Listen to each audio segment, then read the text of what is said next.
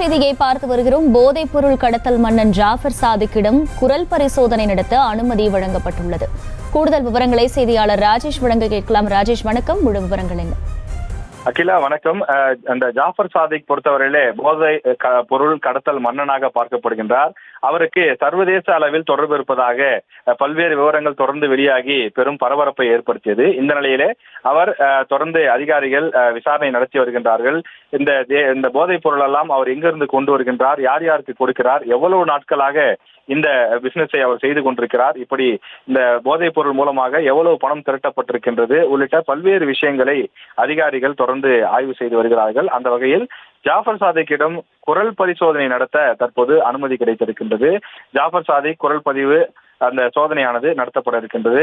இதுக்கு ஒத்துழைப்பு அளிக்க வேண்டும் என்று நீதிமன்றத்தின் சார்பில் அறிவுறுத்தப்பட்டிருக்கிறது.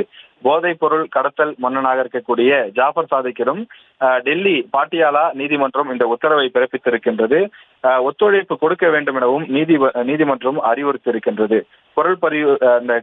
குரல் பரிசோதனை நடத்தப்பட்ட பிறகு அவர் வேறு யார் யாரிடம் பேசியிருக்கின்றார், என்னென்ன பேசியிருக்கின்றார் என்பது குறித்த பல்வேறு விஷயங்கள் ஆதாரப்பூர்வமாக நிரூபிக்கப்படும் என எதிர்பார்க்கப்படுகின்றது. ஏற்கனவே பல அரசியல் கட்சியை சார்ந்தவர்கள், அதே போல திரை பிரபலங்கள் என பலரும் அவரது வீட்டிற்கு வந்து சென்றதும் அவருடைய அலுவலகங்களுக்கு வந்து சென்றதும், குறிப்பாக வெறும் கையோடு வந்தவர்கள் அவரது அலுவலகத்திற்கோ அல்லது வீட்டிற்கோ வந்து திரும்பும் போது பெரிய பெரிய பைகளோடு செல்வதும் நம்முடைய பல்வேறு அந்த விசாரணையிலே தெரிய வந்து அதனை நாம் பார்த்தோம்.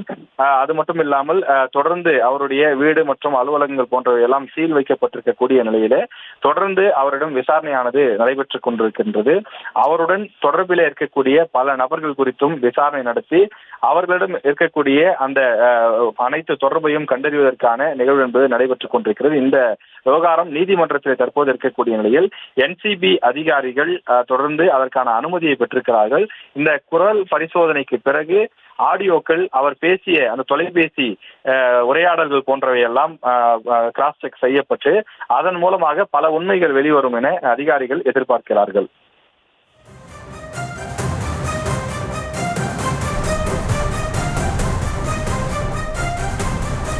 முழு விவரங்களுக்கு நன்றி ராஜேஷ்.